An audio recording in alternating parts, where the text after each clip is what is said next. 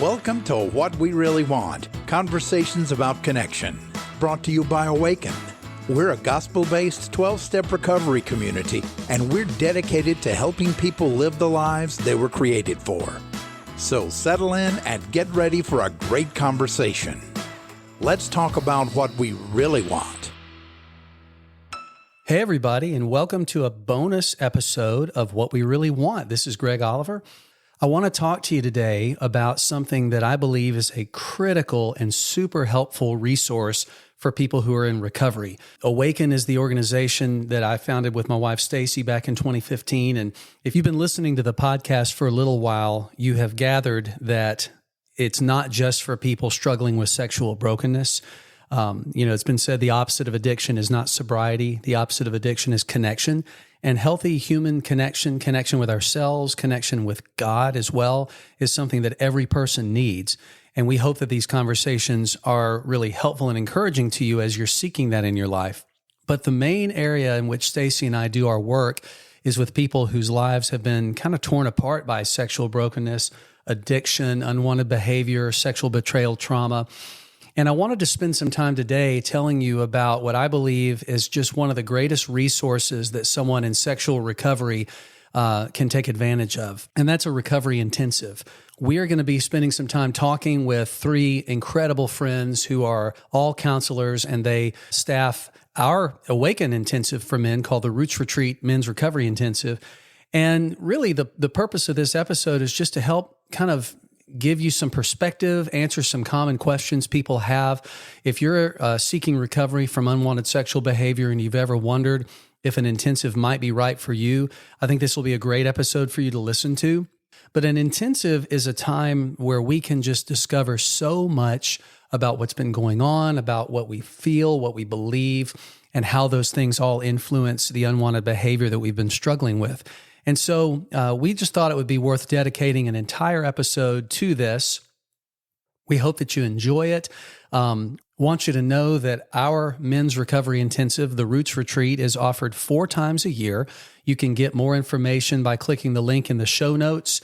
We would love to answer any questions that you have. You could send us a message through our website. We'll be glad to get you all the information you need to help you decide if the Roots Retreat is a helpful step, maybe something that you ought to consider. We also offer a Roots Retreat Women's Workshop, which is a 2-day workshop that Stacy and I lead, where we help women understand better how the trauma of being sexually betrayed by their partner has impacted them, but also how it's connected with pre-existing trauma they've been carrying for much longer periods of their life. We also help women understand more about sexual addiction so that they can have a deeper understanding about what their partner is in recovery or seeking recovery from. With both the Roots Retreat Men's Intensive and Women's Workshop, our goal is in no way to replace ongoing one-on-one therapy, but to enhance it, to give you more information, more understanding, and more tools that you can then take back to your counselor and continue to do deeper work towards health and healing. After you hear the conversation, if you have questions about any details of the intensive, things that would help you decide if it's right for you, please reach out to us. Contact us through the website or email us at info@awakenrecovery.com. Please don't let the financial aspects of it be a hindrance to you coming. Reach out to us. We have flexibility that we offer through payment plans. So if you think you can't afford it, at least start a conversation. We'll do everything we can to make it feasible for you. So I really hope that you will enjoy this conversation, that it'll be helpful, that it'll be informative, and that if you have any questions afterwards, you'll reach out to us. Just use the contact form on the website or send us an email at info@awakenrecovery.com. But please enjoy this conversation with Adam Calvert, James Horne, and Jason McNaughton as we talk about recovery intensives. I am fully aware of what I've got myself into. Yeah, these will shock us, right? If we... Now, we're going to get this on one take. Well, yeah, we are. Are we going to do an arriving exercise, James? Sure. My arriving exercise is that I have a drink. Role models, every single one of us. Let's do this thing. How about it? Let's do it. All right, let's Adam Calvert, James Horne, Jason McNaughton. Welcome, friends, to What We Really Want. How weird does it feel like me being this formal? Yeah, it's really weird. It does not feel normal. It doesn't feel normal. The listeners, you got to know, these are three of the most special people in my life. We have worked together for years and love each other very much. And we normally don't sit around in quite this formal a setting with microphones. And so we're hopefully going to just forget that they're here, just enjoy talking with each other. And yeah, I'm really looking forward to it. And so with that in mind, let me ask you guys, what do you want? What do you really want out of this conversation that we're about to have? I think I want to start walking around with microphones and talking more formally. Yeah. Kind of feels powerful, doesn't it? It really does. It feels very natural. Now, I was thinking about this on the way here, and I was enjoying, just as James and I were talking, just remembering when I was seeing Adam as a client, actually. Adam was the counselor, I was the client, to going to my first intensive. And so it really is, for me, remembering what that was like, being grateful for where I am now, but then grateful for the friendships that have come out of this journey. How about you, James? What do you really want? As Jason and I were talking about this coming over here, I was thinking about the conversations that I've had with people when I'm thinking an intensive would be helpful for them. What I hope for is to be able to communicate the impact that an intensive can have, how much it's had for me and how much I've seen it have on other people as well. Well, I think for me, I want us to talk about some of the fears that people have or the misconceptions people have about intensives. Because, I mean, the word itself is a little intimidating. I mean, intensive. Yeah. And just notice that, yeah, it is scary, but so impactful that this, I'll tell people, you're going to be uncomfortable for a few minutes, but your system really starts to calm and it feels safe at an intensive. And so, over the years doing these intensives, and you just see the impact. Well, we're going to get to all of that in a few minutes, but just before that, I want to give people listening an opportunity to get to know you guys a little bit. And so I just wondered if each of you would take a minute just to talk about kind of what the path for each of you looked like in becoming a counselor. Well, I sure wasn't planning on being a counselor. My first career was in the military, and what led me to being a counselor was my own recovery journey. And initially it was, whether it was struggling with alcohol or struggling with my relationships or sex or depression or those types of things, I knew I needed some help, and I didn't know, what that was going to look like. And long story short, I resigned my commission and went on my own recovery journey. And after having experiences in counseling, in intensives and inpatient treatment, I said, I want to be a part of being on the other side of this, of being able to give back a lot of the love that I received when I was in that place. Thanks, James. Gosh, the road to becoming a counselor. So I had wanted to be in some type of a helps type profession for a while after becoming a believer in college. Thought it was ministry. Wasn't ministry. Went to, I guess, about a year of seminary. It was a fit, but it wasn't a fit. And then I think my acting out behavior kept me, or God's hand, I don't know, kept me out of finishing seminary. My behavior escalated with sexually acting out. And then through a crazy round of circumstances, met Adam. And that was the beginning of really understanding for myself and talking with someone who really understood what was happening, what was going on with me. And then as I started to get, I guess about a year in, 6 months to a year in through the counseling process, shared with Adam one day, like, hey, I think I want to become a counselor. And Adam said, "Man, there's no way you can do that."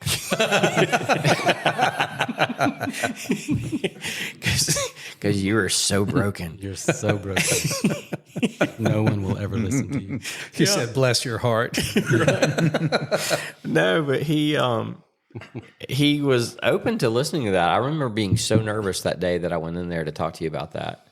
And then he said, "Hey, why don't you, just sign up for a class and see how that goes." And so we had that discussion about once a month for many months. Yeah, I got a little impatient. I don't know if you noticed that. So I finally was like, you know what? Prayed and talked to Tracy, and had actually gone to several intensives by that point. Signed up for class and continued the journey. And and then many years later, because I was working full time, became a counselor. Well, it's a little different. Mine came from utter failure. That doesn't sound different so That far. would be the same. We're tracking so far. Different kind of failure. That's about it. But no, growing up in the ministry, my dad's a pastor, and so I grew up in the ministry, and I did not want to be a preacher, but I felt like I was supposed to do some type of ministry. And so instead of doing that, I got degrees in business, marketing, I have a master's in public relations. So I did all these things to run from what I was supposed to do. And so I got into those careers and utterly failed out of those. And so I was doing some post-grad work at Mississippi State, and I was sitting in my little house in Starkville, completely alone, and utterly at my rock bottom of, okay, if I'm going to be a preacher, okay, I will be a preacher, but I will not be a happy preacher. And Too many of those already. yeah. So I was reading this letter from my grandmother about, I don't know, she was trying to encourage me, but she had written Jeremiah 29:11-13 in it. And I guess I read it like I always read verses, but this time I actually felt those verses. I don't think I'd ever really felt verses before, but I felt that. And I guess I got curious about it and like, okay, there is evidently a plan, and this is not it that I'm on. So I was talking to my parents. My mom was a writer, and her publisher lived in Birmingham and was friends with a therapist in Birmingham. So I met him to talk about counseling. I didn't know anything about counseling, and even though my mom was a type of counselor, we as a family did not participate in counseling. So anyway, I talked to him. We have a good connection. I go back to Starkville, and I call him to thank him, because that's what you're polite. You call and say thank you for seeing me and that kind of thing. Well, I left him a message, and his boss saw the message and called me. And she said, "Hey, this is Louise, and you don't remember me, but I used to babysit you when you were 4. Whoa. And so I've heard that you're interested in counseling, and so you'll come to UAB, and you will get your degree, and you'll work for us, and we'll help you through school." And that's what happened. And so Wow. I finally, when I surrendered, sitting in my because I lived in this little house that had, the only place that I could really stay warm was in this little bathroom that I had, because I was studying, and I would sit on my little toilet with my little TV tray and try and study. Wow. And in that moment, I just surrendered. I'm like, okay, Lord, I can't keep doing what I've been doing.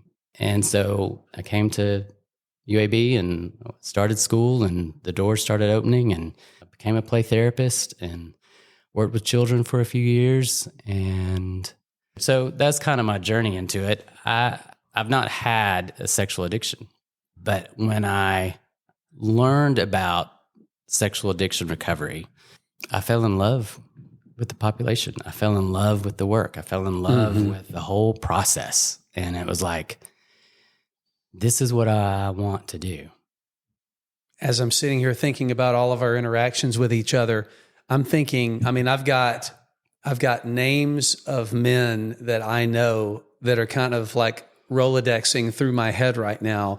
Men who have seen Adam, men who have seen Jason, men who have seen James, and like whose lives are healthier and better, because of that being a part of their process and God using the work that they did with you men. And so I think it's incredible, the intersection of so many people who have loved sexually broken people so well. And so I'm grateful to be friends with y'all, grateful to get to work with you.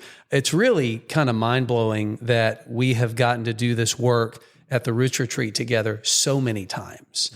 Because we've had, at the time we're recording this, we've had 25 men's intensives. The way that the Roots Retreat actually happens now is largely because of that collaboration. I'm sure that we'll talk about that later. But speaking about, just kind of following up on something all three of you talked about, was working with sexually addicted clients your plan early on, or something that you wanted? Like, did you discover along the way that this was an area where you had a lot of passion or skill or interest, or did you know all along that this was a way that you wanted to help people once you went into counseling? When I went into counseling for myself, for my sexual addiction, and then went into inpatient treatment, I had so much shame. And one of the things that I experienced in going through inpatient treatment was understanding the underlying issues that allowed me to understand that no wonder I did what I did. And when I experienced the relief from that shame and the understanding that a desire was for connection, I wanted to work with people who struggled with that shame and didn't understand why they did what they did. And so that it, in one sense, it drew me to working with people with sexual brokenness, but more, it drew me to want to work with what's going on underneath and help, regardless of what you're struggling with, to help people have more of an understanding of those foundational issues. Yeah, and piggybacking on that, I would say that is where Adam helped me in the beginning, was not so much, hey, here is sexual addiction, but more of the underlying trauma, complex developmental trauma, family of origin trauma, and just the shame that I carried was the catalyst for the adaptive behaviors, maladaptive behaviors. And so I don't think it was my plan to work with sexual addiction per se, or sexual brokenness, as much as it was, like James is saying, to work with what causes that. And so I still wouldn't say that that's where I work, but it is, right? If I see 8 people in a day, 6 people are coming in and that's the symptom, but I don't treat the symptom. I treat person and, the shame that is the catalyst for that. And I think that's what drew me in early on. Cause I didn't know anything about it, until I went and studied it.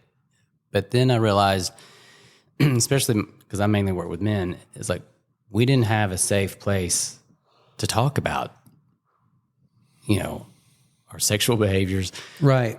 But also how they developed. And so providing a safe place to be able to talk about that level of intimacy, that level of, pain or trauma or whatever else is going on, that's what drew me even closer to it. Well, the fact that all three of you have said a version of, I'm not here to deal with sexual brokenness. I'm here to deal with what's underneath it. That to me is one of the reasons why I'm so drawn and aligned with you and why we're so close, right? But there's something about this manifestation, Jason, to use your word, that's so powerful, because once you're known in a community as someone who works with sexual addiction or sexual brokenness, word gets around, right? And once the reputation goes that this is a person who is helpful for people with this type of struggle in their life, then, eventually, like it's not that hard to fill your calendar. So what is it about sexual brokenness that I mean, you've all kind of said a version of it. It could be this, it could be that, it could be, a number of different manifestations. What is it about sexual brokenness that's so negatively powerful in a person's life as opposed to some of those other things? That's a really heavy question. Yeah, for starters, there hasn't really been a safe place to talk about that. The church has not, in general, been a safe place. In fact, that becomes a breeding ground and a hiding place. I've been members of plenty of men's liars groups where men will just pretend to be, AKA accountability groups. right? Accountability groups are vulnerable, Right. and so, yeah, I guess to be a landing spot in a safe place is a draw for me. How many times do you hear people saying something to the effect of, "This is the first time I've ever been able to talk about this"? Oh yeah, Yeah. often. Very common. So when there's something that somebody can't talk about, right? And I know that we could apply this to anything. If you are struggling with alcohol or drug abuse, if you're struggling with disordered eating, if you're struggling with, disordered sexuality, whatever it is that is a compulsive struggle, you're going to feel shame about that. I think culturally there are some of those things we're talking more about. And even in the church, we talk more about people who struggle with alcohol. Again, that's not, sexual brokenness and addiction was my personal struggle. I didn't struggle with alcohol or drugs. So I make up a story in my head that if it was I might think, well, at least I know and I've heard stories about other people who've been through this. Am I totally off on that? That there's something about the silence of being able to talk through sexual things that just gives it such a stronghold of secrecy in people's lives? I do think that's true, but it's also important to remember, like, we are made in God's image, and we are made for connection and intimacy. And so, yeah, that's foundational. Yeah, we are sexual beings, but a lot of times our sexuality is harmed at such a young age, and it's never really talked about. And then it becomes a way to cope, and we use it to cope. Well, then there's shame around our sexuality, and then it's not talked about, and it's continued to not be talked about, and so there must be something wrong with me. And so I think having that safe place to talk about what is your sexuality like, what was your development like, just starting there and recognizing, okay, this coping mechanism kind of wrapped itself around a beautiful part of you. And so the healing process is unwrapping these coping mechanisms and letting that sexuality that is a beautiful part of us to live and breathe and be how it's created to be. Well said. Jason, you were talking a few minutes ago about how, the track record of the church is not just saturated with healthy conversations about sexuality. Right. Historically, I think we're getting better. Yes. And I'm glad for that. I think we still have a lot of progress to make. The question that just came to me is this: if you had a pastor come to you and say, "Hey, I really want to do better in how I shepherd people in my congregation who are experiencing sexual brokenness," like, if you could just tell me one place to start, what do you think you'd want to say to them? Well, what I usually say is, what do you know about you? What do you know about your sexuality, your sexual self? What is your story? Because they've got to be comfortable with their own story before they can really hold or hear anyone else's. That's usually where I start. And the pastors that are really genuine will come back and talk about it. Yeah, I would say same thing Adam's saying, but a little bit different words, is to lead with brokenness. We were talking about this earlier. You have to be able to metabolize shame, and to lead with brokenness, you have to know your own story. You have to know Jesus, not about him, is where grace comes from.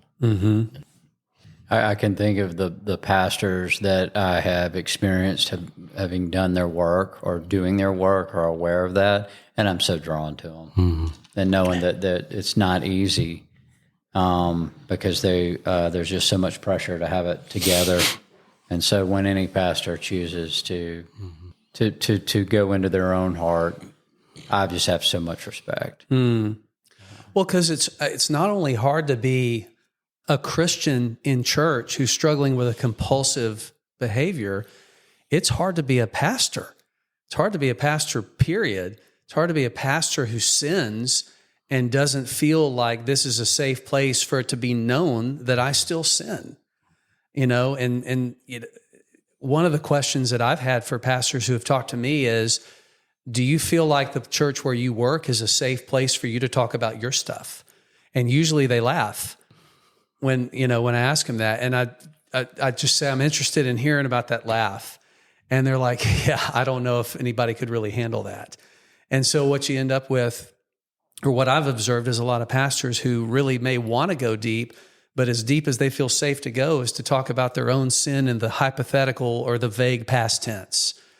Back when I used to struggle with. And I think you're all onto something huge, because every single time I have had a person who worried, if this is known, then I'm going to lose my position, or people will not want to hear what I have to say. They won't respect me anymore. That's the common belief. Yeah. And what the outcome is almost always the opposite. Whether it's a parent who is afraid to apologize to their kid, or a pastor who's afraid to be vulnerable to their congregation, people want to know it's not us and them, but you are like me. For a pastor who's afraid to let his congregation know that he struggles, like, that's going to be a cup of cold water to them to know that their leader struggles. Like, oh my gosh, you too. So, that gives me hope. Okay, let's talk about intensives. We all know what that word means in the context of what we do. But for the listener who doesn't know what an intensive is, how would you define or describe a recovery intensive? I'll take a shot at it. So an intensive, and we were talking about earlier how it's an intimidating word in itself, but it is intense in the sense that it's a focused amount of time, whether it's 3 days or a week. You have set aside time for yourself to be able to explore, either individually or with others, what is going on underneath your behaviors, and understanding, an opportunity to understand more about yourself. You spend that time and you're uncovering things, but you have time in an intensive to also recognize your protective mechanisms, your protective parts that are showing up. And you have time to hear those. And also hear other people's stories, because a lot of times the lie is, I'm the only one who has this issue, or I'm the only one who believes this, or, and so in an intensive like Roots, you're hearing other stories, and there is a relatability to those, so you don't feel as alone. And you start to notice that people actually lean in instead of lean out. So that's the beauty of intensives, is it just gives you a space to just be, where sometimes, a 50-minute hour once a week or every other week just isn't able to get there as quickly as an intensive. Yeah. I mean, it's funny, we call ours the Roots Retreat, but there's not a whole lot of retreating happening. It's intense to get to know yourself in a different way than how you've related to yourself most of your life or your whole life. It's difficult. It's freeing. It's rewarding, life-changing. Yeah, I don't think I would be here if it, like, literally, I think I'd be dead if it weren't for the intensives that I've been to. I was looking up the definition, or some of the definitions of the word intense, and one of them is highly concentrated. Yeah. And I mean, I think that's a really appropriate perspective on intensity of what we do at a weekend like this. Yeah. Adam, you were talking about the 50 minutes, and when that time is up, sometimes when it just feels like you're getting to something really important, how frustrating is that for you as a counselor? Extremely. When I started attending intensives and then actually helping staff intensives, I had to record that for hours for supervision. And in a 4-day intensive, there are 32 contact hours with a therapist. 32. And if you look at that, if you come every other week, that's more than a year's worth of counseling. On top of that, to the point you made, Adam, is you're hearing other people and you're witnessing and holding space with other people who are doing their work at the same time. And you're getting the benefit of multiple perspectives. Right. And just, it's so, so incredible. Yeah, I want to add something to that, just about the 50-minute hour. That one thing that I've recognized is that if you're going into a 50-minute hour, first you're having to transition from whatever's going on in your world, drop down for 50 minutes, and then recognize that probably about 15 minutes before you leave, you're preparing yourself to go back into your world, whether it be work or whether it be at home and a relationship.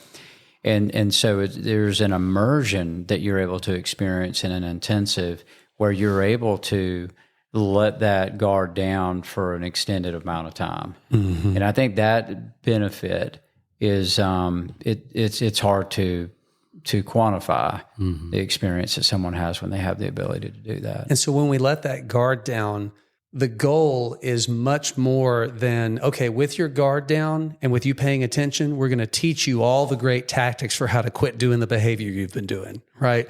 I mean, a lot of people think that's what you do. You go for a weekend and we're going to teach you how to not look at porn anymore. And that's what some weekends focus on. But that's not what we do. I think we would all probably agree that, it's important to know destructive behavior needs to be modified, because as long as we're doing certain things, we're keeping that fog and that chaos in our lives. But if behavior change isn't the primary point of an intensive, what is the point? You've already kind of talked about it, but let's just put a tip on it here. What is the point, and what is the relationship between behavior and the deeper goals of doing that kind of work? I think one of the main points, as we've talked about earlier, is to get to what's driving force, what's going on underneath. But a point that we've talked a little bit about as well is what we've recognized underneath sex addiction is often a desire for true intimate connection. And so one of the experiences that they're able to have is true intimate connection with others for an extended amount of time, to be known and to know others. And I think that is one piece that I hope a person has an experience of when I invite them to go to an intensive. Obviously what James is saying, and then to also develop a different relationship with themselves, to see where that maladaptive or adaptive behaviors, not where they came from, but really like an aha or an understanding, like, oh, no wonder I do what I do. No wonder I have done what I have done because of the trauma that I have experienced in my life. I just remember going to the first intensive I went to, how important that was. Like, oh, wait a minute. This wasn't, because the behavior became my identity. And so it really is starting to, the beginning, and a good intensive is the beginning of an identity change. That's when recovery becomes discovery. Like, who am I really? And I'm not my behaviors. Yeah, I love it when James talks about the human being instead of human doing. And I think that at an intensive, you start to learn how to be, in the busyness of life. And sometimes, coming in for an hour to see your therapist, you sometimes aren't able to develop that.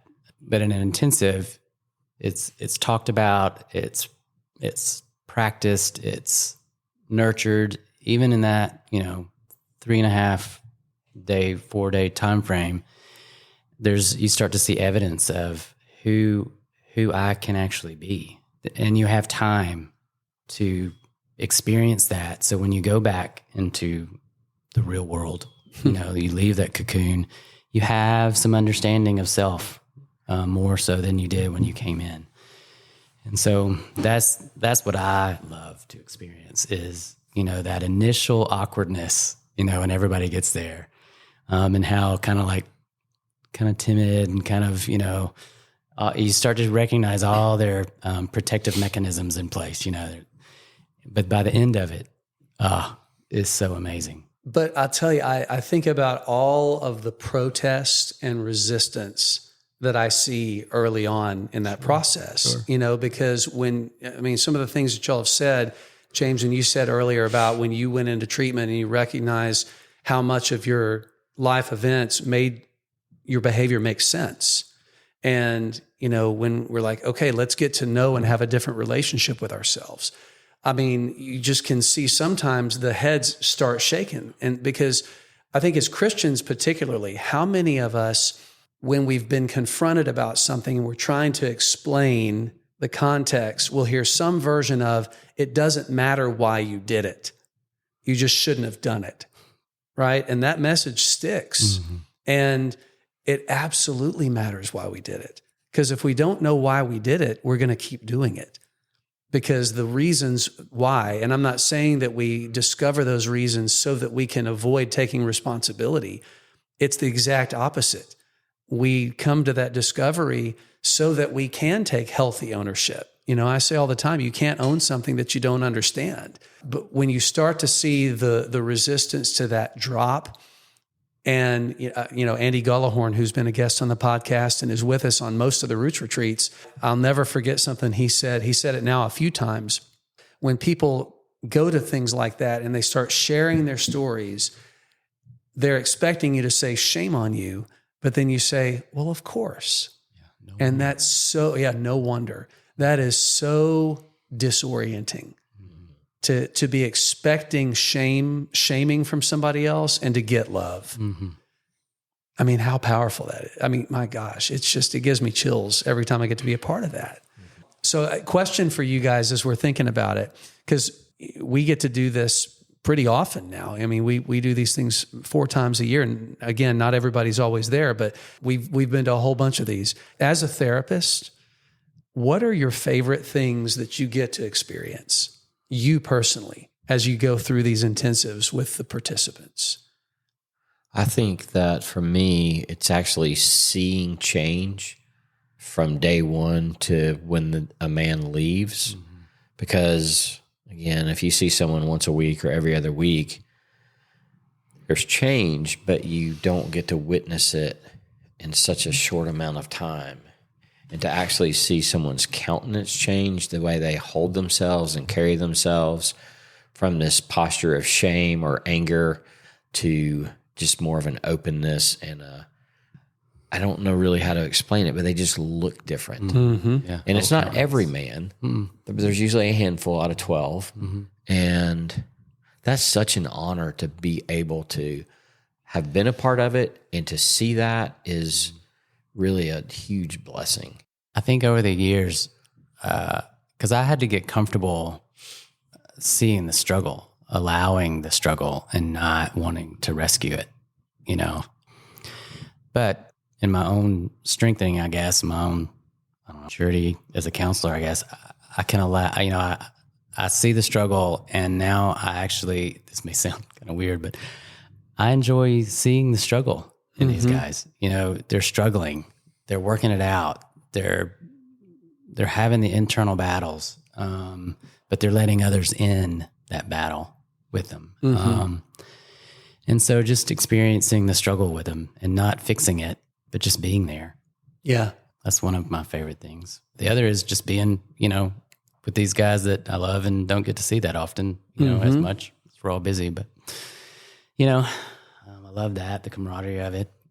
What you just said about sitting and watching people struggle and not diving in to rescue them from that. I think it's important that we mention that one of the reasons why that works, if I can use that word, is because we personally believe so strongly that to be free to struggle, safe to struggle through it, every participant has to know that they have a say. And the concept of consent is super, super important. People who are listening to this, who have thought about doing an intensive, probably these horror pictures that are going on in your head, they're going to make us do these things. It's going to be like frat hazing, or, it's going to be terrifying. Like, we don't make anybody do anything. That's right. We give invitations throughout the entire weekend to all of the exercises. We make sure that they know that they have a no that will be listened to, because if they don't, then their yes can't really be voluntary. And we try to reinforce that from the beginning so that they feel the space where they can sit in that struggle. I just think that's really important. I mean, we all know that, but people who haven't been to something like this don't know that. And I think that's one of the things that hopefully could alleviate some of the fear and the reticence to go to something like this. I think of kids like learning how to swim and how scary that can be. And I think of this, the counselors that you guys that we work together to be the lifeguards. Like these guys are coming in and they're going to do something. They're going to be invited into something, and being those lifeguards to be able to oversee the process, but also participate in the process and watch someone trust the process, trust God, trust us. And when they have never been able to trust before in their lives, and they have sworn that they will never trust, and they allow themselves to, that is, to me, the courage in that, the going from like a darkness to light, it's palpable. And that's one that really stands out for me. Yeah, Jason, I can remember at one of the intensives a couple of years ago, we were doing an exercise where, we're kind of guiding and facilitating the men through the work that they're doing. And we're saying, well, would you be open to doing this? And sometimes we'll make suggestions. Sometimes we'll ask them. And there is somebody that said, nope. And it's just like, I'm delighted when they know. Like sometimes they'll sit and think about it for a minute, but sometimes they instantaneously like, yep, that's what I want to do. Or no, get you can just back off, you know? Yeah. And sometimes that's the very first time they've ever spoken up for themselves. That's right. Yeah. And it's thrilling. I don't know how it is for you guys. For me, it is thrilling to see somebody speaking up for themselves for the first time. Yeah. I agree. Yeah, to see that agency start to come online. Yeah, and when we say agency, what we mean is, well, the way that I've understood it to mean is first, it's more of an awareness of what's going on with me internally. That often what I find that I do is, and what children do is life happens to them and they really don't have a choice. They just react to it. And as adults, as we start to gain that internal awareness of what's going on within us when something happens externally, and it's that space that we're able to have to notice what's happening, and then we can respond as opposed to react. But it's beginning to just have that awareness of, wow, what is going on within me? And then having a choice of how I want to respond. And think about carrying that process that you just described back into my daily life and recognizing that I can learn how to do that in situations where I've just been autopiloting, right? Or feeling under the control of another person, feeling under the control of my addiction, but saying, I get to choose, and how powerful that is. And for the Christian, the ability to say, I get a choice, that choice can be to believe that God is who he says he is, that God loves me, that God wants to take care of me so that I don't have to be the sole provider and meter of my own needs. I mean, I get to choose to believe that too. And it's so thrilling that having had the chance to unplug, get into a place where you can slow the pace down and do that work, and maybe for the first time learn, oh, this is what that would be like. I've been around people, I've been in recovery for 15 years. I've been around plenty of people who have recovered, healed, discovered their true selves, who have not gone to an intensive. It's not mandatory, for somebody to get better. But for those who have gone, it was so catalytic to connecting those dots, in some cases faster, or giving that clarity in a way that they didn't get in those other contexts. So it's such a privilege to get to be a part of those. And just as we're finishing up, I just want to say, Adam, James, Jason, having gotten to do so many of these weekends with you, I hope that we just keep doing them until we're all like old men who can barely stand. I'm already there. Will me in. Yeah, so they'll just, we'll just prop us up and keep doing it. But I love all three of y'all. I'm so grateful to get to be partners and team members with you in these weekends. And I hope we get to do them forever. And just for people who are interested in finding more about that, we've obviously every episode we have links in the show notes for our website, for the Roots Retreat, so you can always find out information about that. If you're someone who needs the type of intensive that's outside the scope of what Awaken offers, contact us and we'll try to help you find the type of experience that will be helpful. If that's Roots Retreat, that's fantastic. If it's something else, that's great too. We want to be just a resource for you in answering questions or getting you the help that you need. So I think that this conversation is going to help a lot of people get maybe a little bit of a relief from the fear of considering something like this. Adam and Jason and James, thank you all for helping with that. Thanks for being my friends. Thanks for coming over to my house and having a conversation tonight. Yeah. Well, thanks for having us. Love you guys. Yeah, love you too. Love you too, man.